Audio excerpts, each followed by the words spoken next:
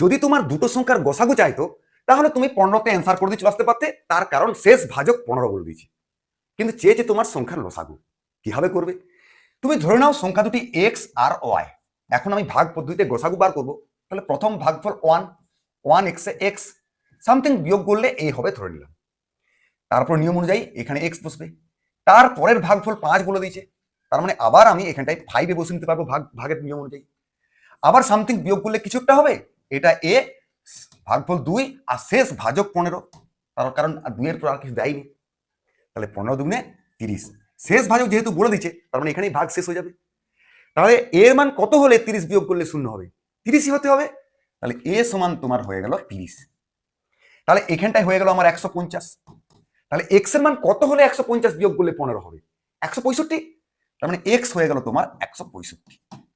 তাহলে এখানটা যদি 165 বসিয়ে নিই, এখানটা যদি 30 বসিয়ে নিই, তাহলে ওয়াই এর মান কত হলে 165 বিয়োগ করলে 30 আসবে? 195। তার মানে ওয়াই সমান হয়ে গেল আমাদের 195। এখন আমাকে এক্স আর ওয়াই এর লসাগু বার করতে হবে। দেখো 165 মানে আমরা জানি 15 গুণ 11, আর 195 মানে আমরা জানি 15 গুণ 13।